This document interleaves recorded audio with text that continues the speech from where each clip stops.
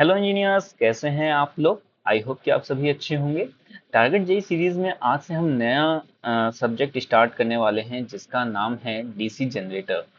DC generator पे आज की ये वीडियो लेक्चर नंबर हमारा 1 रहने वाला है, जिसमें आज के इस लेक्चर में हम बात करेंगे introduction of DC generator. DC generator का बेसिक इंट्रोडक्शन समझेंगे। इसमें ये समझेंगे कि जो डीसी जनरेटर होता है वो किन किन प्रिंसिपल्स पर वर्क करता है, कौन से फंडामेंटल्स होते हैं, और भी इसके बारे में हम बेसिक इंट्रोडक्शन पे बात करेंगे। फिर उसके बाद हम लोग बात करेंगे सिंपल लूप जनरेटर के बारे में। अब ये सिंपल लूप जनरेटर क्या होता है, ये किस तरीके से हमारे डीसी जनरेटर से अलग होता है, इसके बारे में हम बात करने वाले हैं आगे की वीडियो में। तो चलिएगा वीडियो को स्टार्ट कर लेते हैं और डिस्कस करते हैं।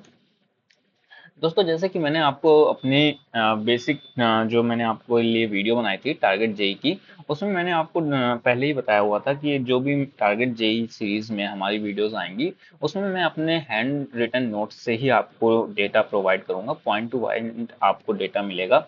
और इसका बेनिफिट ये मिलने वाला है आपको कि आप अपने जो नोट्स बनाएंगे वो भी आपको यहाँ पे आप इजिली अपने नोट्स बना सकते हैं। मेरे हैंड रिटन नोट्स को देख करके आप अपने भी नोट्स बना सकते हो। अच्छा, ये जो जितनी भी सीरीज हैं ये सभी सीरीज डिप्लोमा के स्टूडेंट, साथ ही साथ में अगर आप जेई की प्रिपरेशन कर रहे हैं तो आपके लिए भी इम्पोर्टेंट रहने वाली है, और साथ में अगर आप आईटीआई के स्टूडेंट हैं तो भी आपके लिए ये बेनिफिट देंगी वीडियोस। तो इन वीडियोस को ये तीनों ही कैटेगरी के स्टूडेंट इन्हें फॉलो कर सकते हैं। तो चलिएगा अभी वीडियो के मेन कंटेंट पे बात कर लेते हैं। सबसे पहले हम समझ लेते हैं इंट्रोडक्शन ऑफ डीसी जनरेटर।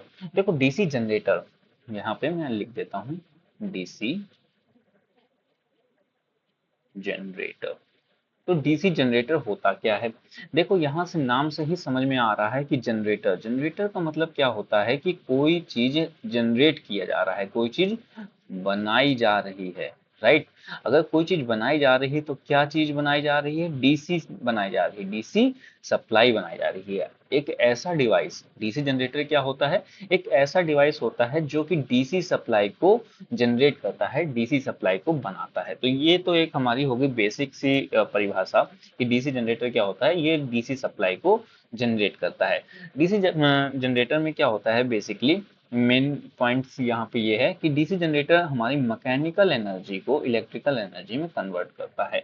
देखिए, ये जो एनर्जी कन्वर्जन प्रोसेस होता है, एनर्जी एनर्जी कन्वर्जन का जो प्रोसेस होता है उसमें आपको पता है कि E बराबर एम सी स्क्वायर। ठीक है, E बराबर एम सी स्क्वायर। तो यहाँ से हमें क्या समझ में आता है कि जो एनर्जी होती है, जो एनर्जी होती है वो ना तो कभी जनरेट की जा सकती है और ना ही कभी आपकी डिस्ट्रॉय की जा सकती है। इसे क्या किया जा सकता है, एक फॉर्म से दूसरे फॉर्म में कन्वर्ट किया जा सकता है। अगर एनर्जी 1 है तो इसको हम लोग एनर्जी एनर्जी 2 में कन्वर्ट कर सकते हैं। तो इसी तरीके से देखोगे कि जो डीसी जनरेटर होता है ये कोई बहुत एडवांस चीज नहीं है, केवल एनर्जी कन्वर्जन का ही प्रोसेस यूज कर रहा है। इसमें मैकेनिकल एनर्जी को इलेक्ट्रिकल एनर्जी में कन्वर्ट किया जाता है। कैसे कन्वर्ट किया जाता है, अगर एक ब्लॉक डायग्राम के हिसाब से बताऊं तो ये मान लो हमारा डीसी जनरेटर है और इसका ये क्या है, एक हमारा शाफ्ट लगा हुआ है। अगर हम इस शाफ्ट को इस तरीके से रोटेट कराएं तो हमारे जो डीसी जनरेटर के टर्मिनल्स होंगे वहां पे हमें, यहाँ पे इन टर्मिनल्स पे हमें डीसी सप्लाई देखने को मिल जाएगी। तो अगर इस शाफ्ट को हमने घुमाया तो ये क्या हो गया, मैकेनिकल एनर्जी हमने दिया, और यहाँ से हमें क्या मिली है, डीसी एनर्जी मिली है। तो यहाँ से हमें क्या मिल गया, इलेक्ट्रिकल एनर्जी।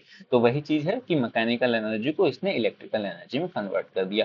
अब ये प्रोसेस होता कैसे है, या फिर इस प्रोसेस के पीछे कौन सा लॉ वर्क कर रहा है वो जानते हैं। इस प्रोसेस के पीछे फेराडे का इलेक्ट्रोमैग्नेटिक इंडक्शन लॉ काम कर रहा होता है। अब ये फेराडे का इलेक्ट्रोमैग्नेटिक इंडक्शन लॉ क्या होता है, इसके बारे में मैंने ऑलरेडी आपके लिए डिटेल्ड वीडियो बनाया हुआ है, बेसिक सा यहाँ पे बता देता हूँ। यहाँ पे एक शब्द आप देखोगे कि फेराडे का electromagnetic induction law. Electromagnetic induction law क्या होता है, समझते हैं। Magnetic magnetic electromagnetic induction. तो इंडक्शन को तो हम बाद में समझेंगे, पहले समझते हैं इलेक्ट्रोमैग्नेटिक। देखो क्या होता है कि अगर हमारी कोई वायर है, अगर हमारी कोई ये वायर है और इसके से हम क्या करा रहे हैं, अपना करंट को पास करा रहे हैं, तो आपने ये देखा है कि इस वायर के सराउंडिंग में हमारी मैग्नेटिक फील्ड जनरेट हो जाती है। अभी हमने अच्छा ये बात किया कि ना तो एनर्जी को डिस्ट्रॉय किया जा सकता है और ना ही एनर्जी को जनरेट किया जा सकता है। तो यहाँ पे आपने देखा कि जो हमारी इलेक्ट्रिकल एनर्जी थी वो हमारी मैग्नेटिक एनर्जी के फॉर्म में जनरेट हो गई। अब क्या ये जो मैग्नेटिक आपकी एनर्जी जनरेट हुई है, क्या इसे अगेन हम इलेक्ट्रिकल एनर्जी में कन्वर्ट कर सकते हैं? जी हाँ, कन्वर्ट कर सकते हैं according to Faraday's electromagnetic induction law. तो वहां पे आप जब आप इसके वीडियो को देखोगे तो वहां पे मैंने आपको इजिली चीजों को समझाया हुआ है कि किस तरीके से फैराडे ने बताया कि मैग्नेटिक फील्ड को आप इलेक्ट्रिकल एनर्जी में बदल सकते हो, मैग्नेटिक एनर्जी को आप इलेक्ट्रिकल एनर्जी में कन्वर्ट कर सकते हो। आपने यहाँ पे देखा इलेक्ट्रिकल एनर्जी को तो हम मैग्नेटिक एनर्जी में कैसे कन्वर्ट कर रहे हैं, केवल एक वायर लिया और वायर से हमने करंट को फ्लो करा दिया और यहाँ पे इलेक्ट्रिकल एनर्जी हमारी मैग्नेटिक एनर्जी में कन्वर्ट हो गई। लेकिन अगर हमें इसी मैग्नेटिक एनर्जी को इलेक्ट्रिकल एनर्जी में कन्वर्ट करना हो तो हम कैसे कन्वर्ट कर सकते हैं? कन्वर्ट करने के लिए इन्होंने फैराडे ने सिंपल सा यही लॉ दिया कि अगर हम किसी कंडक्टर के रिस्पेक्टिवली चेंजिंग नेचर की मैग्नेटिक फील्ड लाएं, चेंजिंग नेचर की मैग्नेटिक फील्ड लाएं किसी कंडक्टर के रिस्पेक्टिवली, तो इस कंडक्टर में हमारा ईएमएफ एक जनरेट हो जाता है और अगर ये कंडक्टर हमारा शॉर्ट सर्किटेड है तो उसमें एक करंट हमारी फ्लो होने लग जाएगी। तो यही हमारे फैराडे ने बताया था। आपने सुना भी होगा कि E is equal to minus N D phi by D T. तो ये हमारा जो सूत्र है, फॉर्मूला है, ये फैराडे ने ही दिया था। तो आई होप ये जो फैराडेज लॉ था ये आपको छोटा सा मैंने ब्रीफ यहाँ पे बता दिया, डिटेल के लिए आप वीडियो पे जा सकते हो। तो एक ब्रीफ इंट्रोडक्शन कर देते हैं। डीसी जनरेटर क्या होता है कि डीसी को जनरेट करता है। डीसी सप्लाई को जनरेट करने का काम किसका होता है? डीसी जनरेटर का होता है। ये क्या करता है? मैकेनिकल एनर्जी को इलेक्ट्रिकल एनर्जी में कन्वर्ट कर रहा होता है। ये जो कन्वर्जन का प्रोसेस है, ये कन्वर्जन का प्रोसेस किस लॉ पे डिपेंड होता है? फैराडे के इलेक्ट्रोमैग्नेटिक इंडक्शन लॉ पे ये डिपेंड होता है। अब ये जो डीसी जनरेटर होता है इसमें दो तरीके के हमारे प्रोसेस देखने को मिलते हैं, प्रोसेस कह सकते हैं या फिर पार्ट देखने को मिलते हैं। पहला तो होता है स्टेशनरी पार्ट, दूसरे होते हैं हमारे मूविंग पार्ट। देखो अब यहाँ पे जो मैंने आपको डीसी जनरेटर का बेसिक कंस्ट्रक्शन बताया था, तो यहाँ पे ये जो जनरेटर मैंने डब्बा सा बनाया हुआ है ये क्या है? हमारा स्टेशनरी है, रुका हुआ है। ये हर सिचुएशन में हमेशा रुका ही रहेगा, कभी भी रोटेट नहीं करेगा। पर उसके कंपैरेटिवली अगर ये रोटर हम देखें, रोटर क्या कर रहा है? रोटेट कर रहा है। तो जो ये डब्बा है, डब्बे में जो भी चीजें लगी होंगी वो आगे की वीडियो में हम समझेंगे कंस्ट्रक्शन वगैरह में। तो ये जो डब्बा बनाया मैंने, ये डब्बा क्या है? रुका हुआ है। तो इसको हम किस में काउंट करेंगे? स्टेशनरी थिंग्स में काउंट करेंगे। और ये जो रोटर हमारा ऐसे रोटेट कर रहा है इसको हम किस में करेंगे काउंट? मूविंग थिंग्स में काउंट करेंगे। तो जो डीसी जनरेटर होता है वो दो तरह की चीजों से मिला करके बना होता है। पहला होता है स्टेशनरी थिंग्स, दूसरा होता है मूविंग थिंग्स।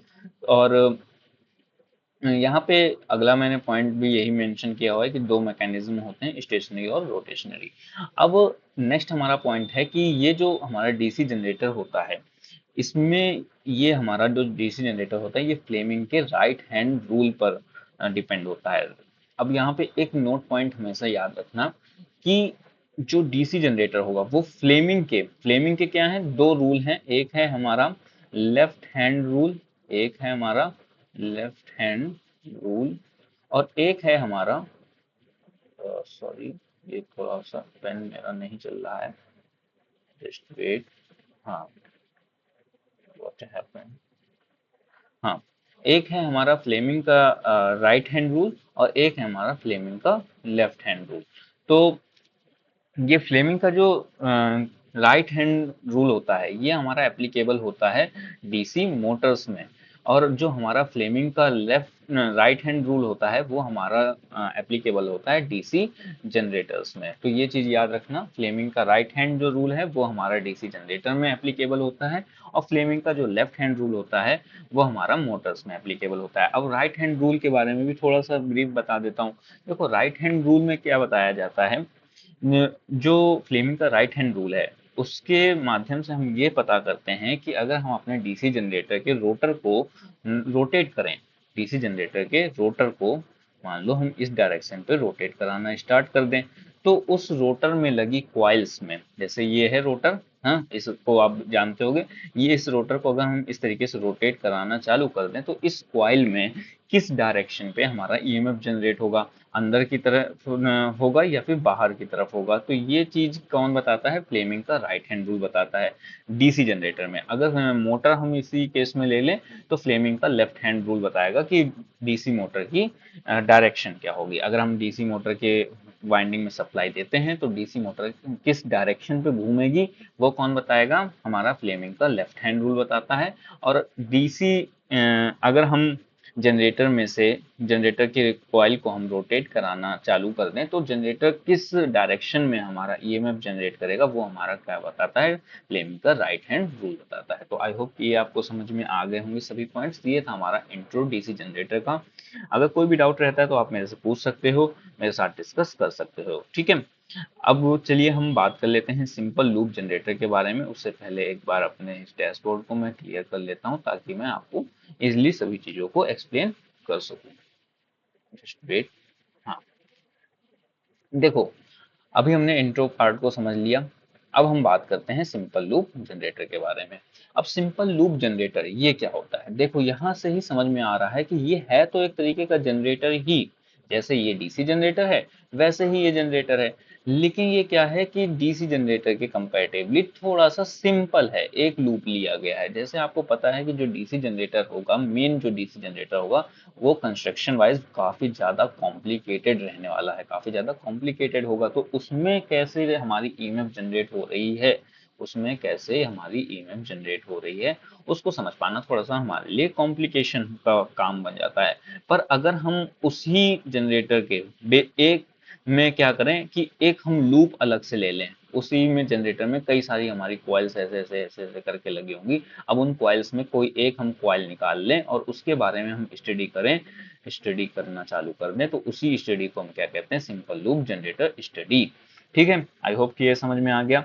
अब इसी के बारे में हम स्टडी करेंगे। Just wait. हाँ, देखो, जो डीसी जनरेटर होता है, जो सिंपल लूप जनरेटर होता है, उसका कंस्ट्रक्शन कैसे होता है। अब मान लो ये एक हमारा उसमें पोल है, ठीक है, परमानेंट मैग्नेट के पोल होते हैं। ये हमारा नॉर्थ है, ये हमारा क्या है, साउथ है। और इसमें मिड में क्या रखी होती है, इसमें एक कॉइल रखी होती है। इस तरीके से ये कॉइल हमारी रखी होती है। और यहाँ पे ये ब्रूसेस वगैरह कनेक्ट होते हैं और यहाँ से ऐसे ऐसे करके ये लोड हमारा कनेक्ट होता है। और यहाँ जो आपकी मैग्नेटिक फील्ड लाइंस होती हैं वो कहाँ से कहाँ तक जाती हैं, नॉर्थ से जाती हैं साउथ की ओर। मैग्नेटिक फील्ड लाइंस हमारी नॉर्थ से साउथ की ओर ट्रेवल कर रही होती हैं और इंटरनली साउथ से नॉर्थ की ओर ट्रेवल कर रही होती हैं, ठीक है। तो ये होता है हमारा सिंपल लूप जनरेटर का बेसिक कंस्ट्रक्शन। यहाँ पे मैंने आपको बनाकर दिखाया हुआ है, यहाँ से आप अपनी नोटबुक में बना सकते हो। अब यहाँ पे ये जो सिंपल लूप जनरेटर होता है, अगर हम इसको क्लॉकवाइज घुमाना चालू कर दें, इस तरीके से घुमाना चालू कर दें, तो इसमें क्या होगा कि इस कॉइल के रिस्पेक्टिवली, इस कॉइल के रिस्पेक्टिवली हमारे जो मैग्नेटिक फील्ड लाइंस होंगी वो हमारी कट होना चालू कर देंगी। अब देखो, अगर इस कॉइल को हम ऐसे क्लॉकवाइज घुमाते हैं सपोज करना, तो हमारी जो मैग्नेटिक फील्ड लाइंस होंगी वो इस कॉइल से हमारी कट करेंगी, ठीक है। अब आपको पता है कि E is equals to minus N D phi by D T, पता है। चेंज, अगर हमारी जो फ्लक्स है किसी कॉइल के रिस्पेक्टिवली टाइम के रिस्पेक्टिवली चेंज होने लग जाती है तो उस कॉइल में क्या जनरेट हो जाएगा, ईएमएफ जनरेट हो जाएगा। अब अगर ईएमएफ जनरेट हो रहा है तो उसके बारे में कौन बताता है, so the EMF is induced in the coil according to the Faraday's law. तो यहाँ पे ये मैंने आपको फॉर्मूला भी नोट कराया हुआ है। तो सिंपल लूप जनरेटर को अगर हम का कंस्ट्रक्शन कैसा होता है, कुछ इस तरीके का कंस्ट्रक्शन होता है। अगर इसको हम क्लॉकवाइज घुमाना चालू कर दें तो इसमें क्या होगा, एक हमारा ईएमएफ जनरेट हो जाएगा। अच्छा, अब इस ईएमएफ की एक खास बात देखना कि यहाँ पे देखो क्या लिखा हुआ है। अगर इस कॉइल के, समझना यहाँ पे कुछ नोट पॉइंट है, इस बात को समझना। अगर इस कॉइल के रिस्पेक्टिवली जो हमारा फ्लक्स चेंज हो रहा है, टाइम के रिस्पेक्टिवली जो हमारा फ्लक्स चेंज हो रहा है, अगर ये बढ़ा दें, तो हमारा जो जनरेटेड ईएमएफ है वो कम हो जाएगा। ये क्या बात हुई, एक बार समझाता हूँ। EMF EMF is equals minus N D phi by D T, यही मैंने बोला है, समझना इस बात को। मैंने यही बोला है। अगर चेंज जो फ्लक्स है, change with respect to the time, अगर हम इसको क्या कर दें, बढ़ा दें, जल्दी जल्दी फ्लक्स को करने लग जाए चेंज। अगर कोई कॉइल है, हाँ, इस तरीके से कोई कॉइल है, और ये हम एक कंडक्टर ले करके इस कॉइल के ऐसे इधर अंदर ले जा रहे हैं, फिर बाहर लेकर के आ रहे हैं किसी स्पीड से, मान लो टी स्पीड से हम ले करके जा रहे हैं, और इसको हम क्या कर दें, 2x कर दें, तो इसमें जो जनरेटेड ईएमएफ होगा, इस कंडक्टर में जो जनरेटेड ईएमएफ होगा वो क्या हो जाएगा, कम हो जाएगा। ये क्या बात होती है। तो ये जो बात आई, ये आई हमारी लेंज के लॉ से, लेंस लॉ से आई। ठीक है, ये लेंज लॉ क्या है, इसके बारे में भी ऑलरेडी मैंने डिस्कस किया हुआ है, जब आप फैराडे के लॉ को समझोगे वहीं पे मैंने लेंज लॉ के बारे में भी बताया हुआ है।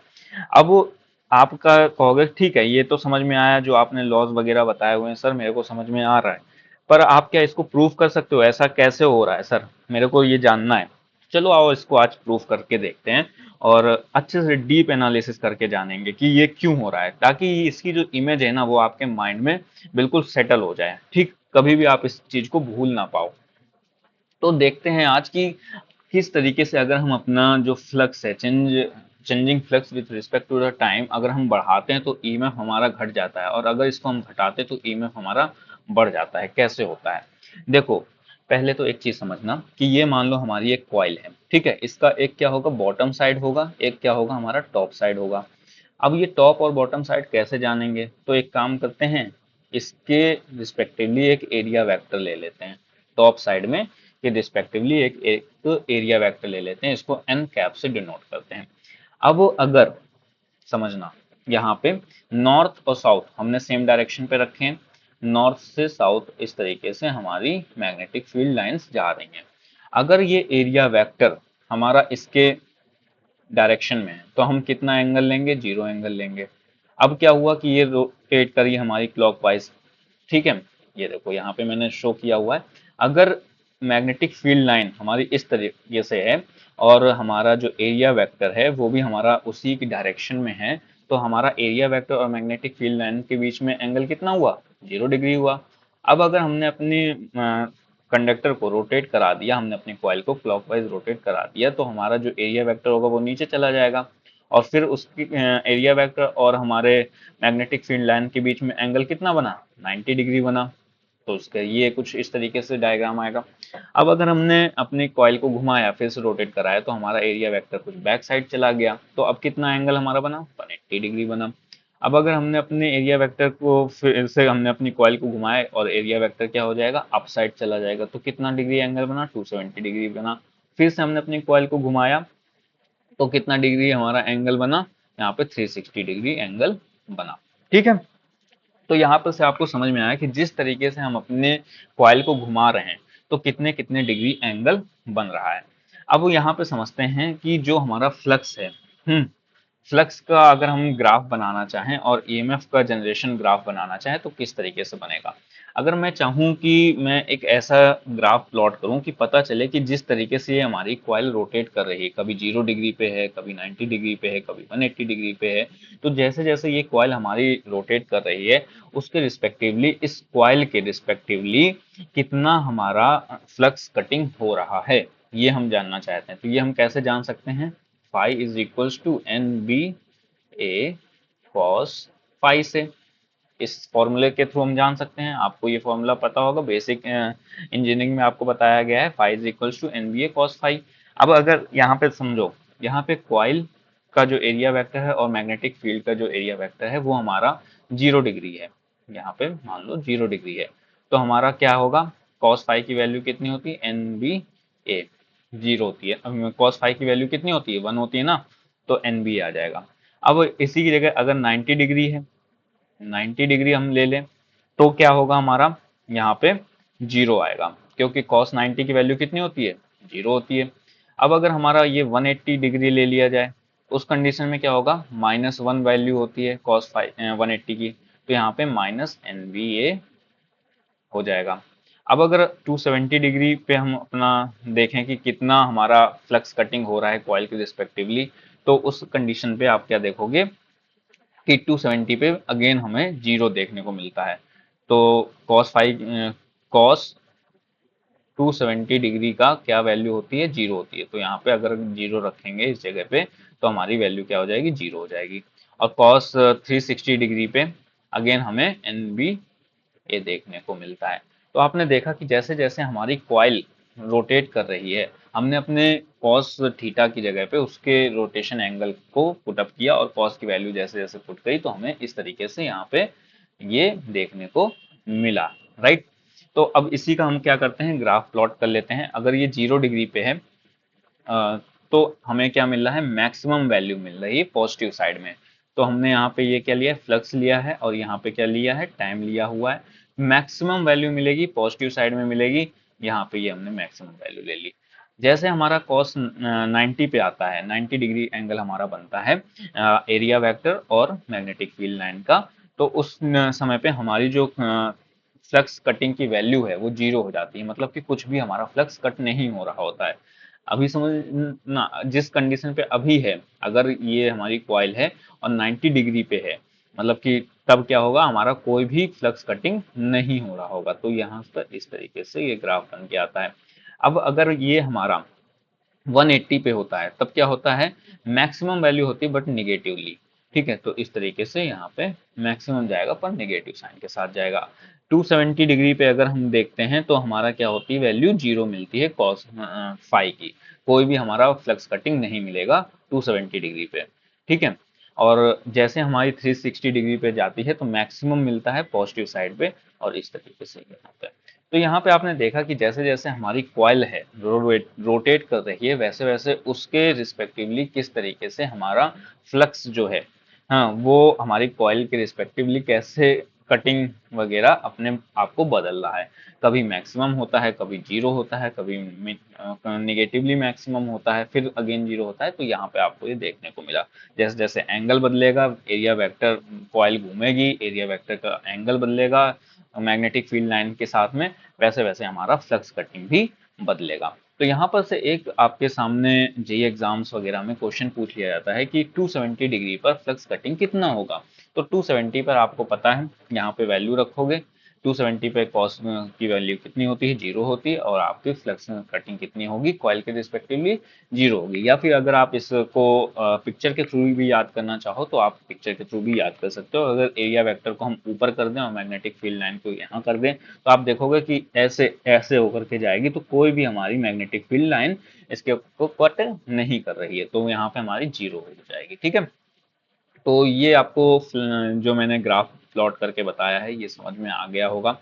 अब हम जान लेते हैं कि किस तरीके से हमारा ईएमएफ जनरेट हो रहा होता है।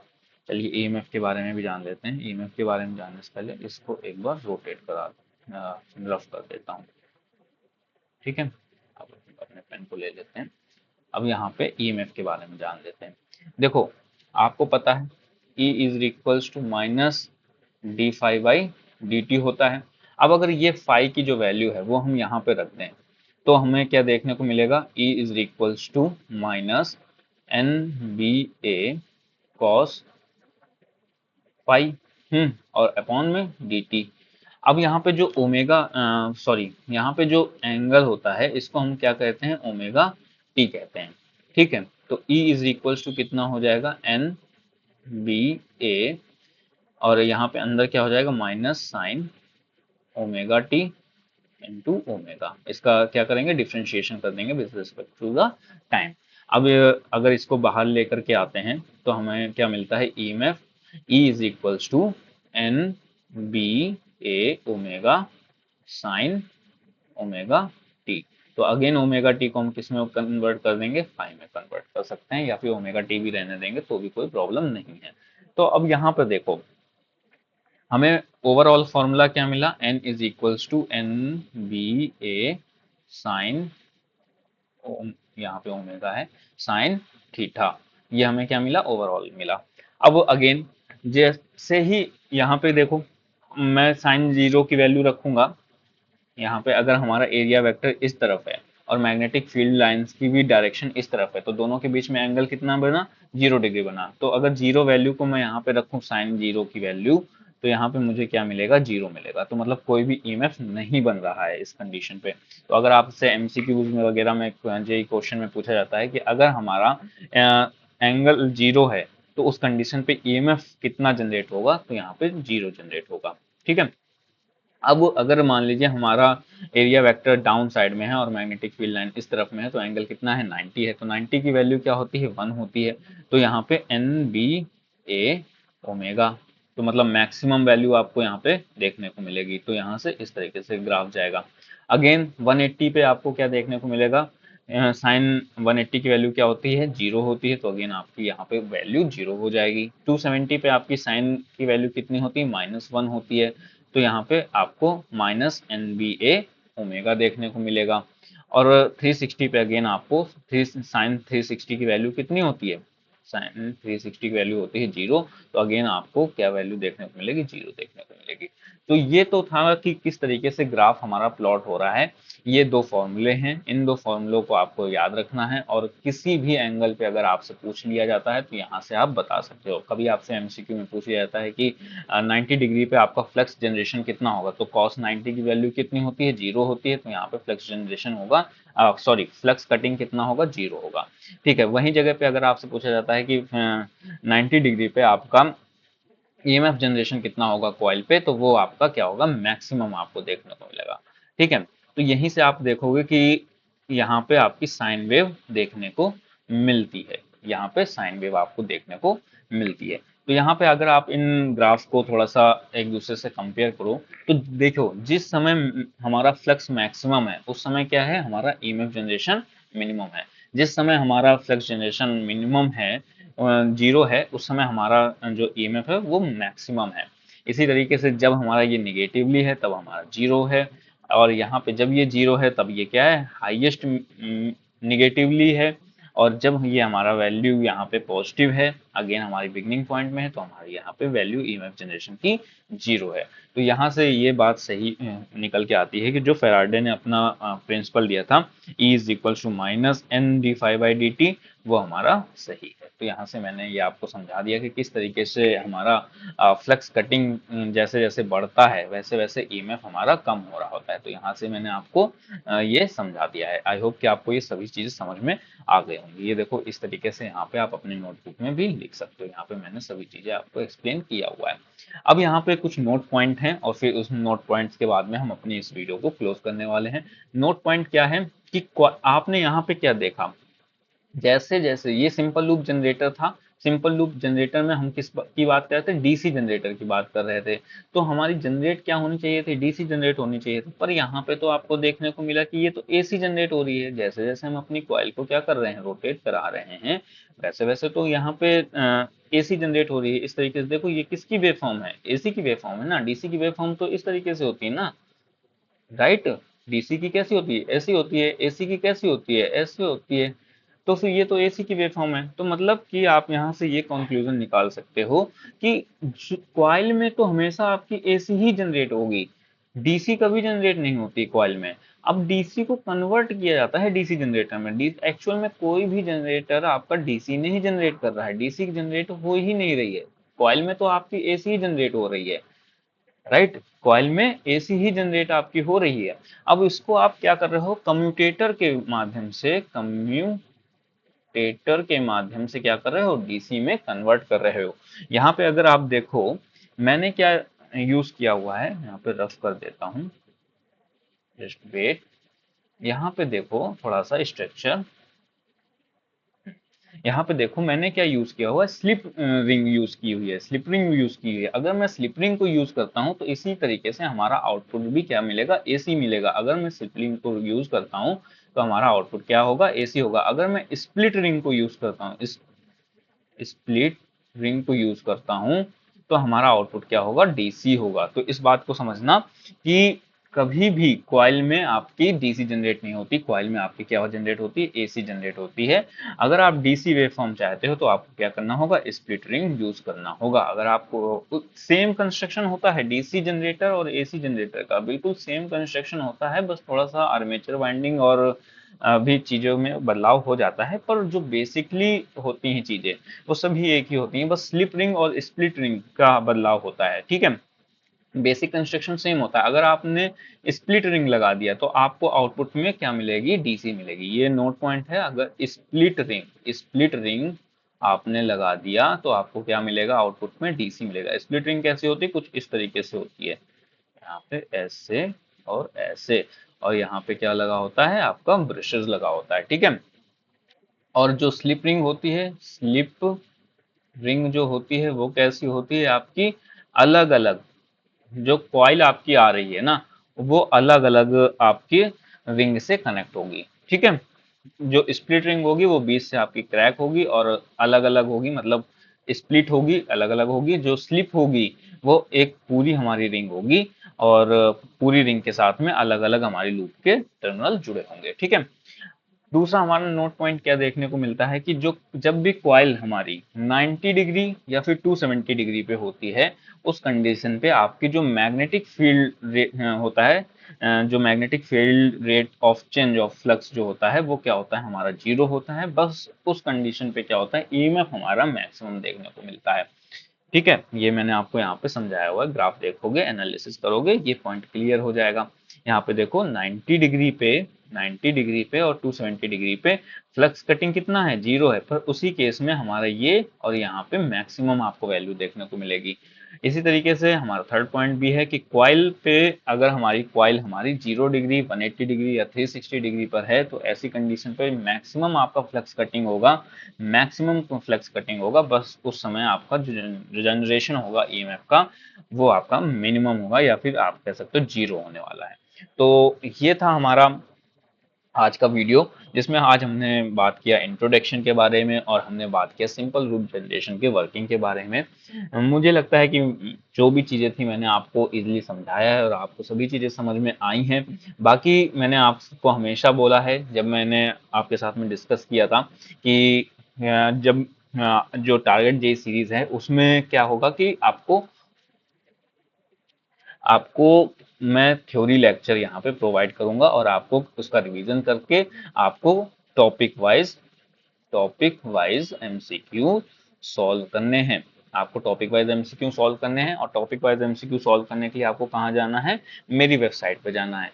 अब मेरी वेबसाइट पे जानने के लिए क्या करोगे, आपको गूगल पे जा करके इलेक्ट्रिकल जिंदगी सर्च करोगे इस तरीके से, तो आपको पहले नंबर पे मेरी वेबसाइट मिल जाएगी। यहाँ पे आप विजिट करोगे, यहाँ पे आपको टॉपिक वाइज आपको एमसीक्यूज वगैरह मिल जाते हैं। जो भी टॉपिक का एमसीक्यू सॉल्व करना चाहते हो, यहाँ पे सर्च करके आप सॉल्व कर सकते हो। अगर वो टॉपिक अपलोडेड नहीं है, मेरे को कमेंट कर देना, वहाँ पे मैं आपके लिए टॉपिक अपलोड कर दूंगा। वैसे तो यहाँ पे बहुत सारी चीज़ें आपके लिए अवेलेबल करा रखी हैं, डिजी नोट्स हैं, हैंड नोट्स हैं, ई बुक्स हैं, आपकी डिप्लोमा की टेक क्विजेज वगैरह हैं, इतने सारे सब्जेक्ट्स के नॉन टेक क्विजेज हैं आपके सामने, और भी बहुत सारा कंटेंट डेली बेसिस पे मैं अपलोड कर रहा हूँ। जैसे भी आपको अपना सॉल्व करना है कोई भी टॉपिक का, आपको क्या करना है, इस पे आपको क्लिक कर देना है, और यहाँ पे आकर के अपने एमसीक्यू को सॉल्व कर सकते हो। जो भी आपको टॉपिक समझ आता है उसको आप सॉल्व कर सकते हो, और जो भी ऑप्शन समझ आता है आप उसको टिक कर सकते हो, ठीक है, क्वेश्चन पढ़ के। बाकी वन लाइनर वगैरह भी मैंने आपको यहाँ पे प्रोवाइड कराया है, तो वन लाइनर को भी आप पढ़ सकते हो। क्विज को सॉल्व करने के बाद में सबमिट कर सकते हो, अपनी परफॉर्मेंस रिपोर्ट को यहाँ पे आप एनालिसिस कर सकते हो, और अपने यहाँ पे क्वेश्चन एनालिसिस पे जा करके अपने क्वेश्चन का एनालिसिस कर सकते हो कि आपने क्या सिलेक्ट किया था, क्या आपका एक्चुअल आंसर था, और क्या उसके बारे में क्वेश्चन कह रहा है, ठीक है।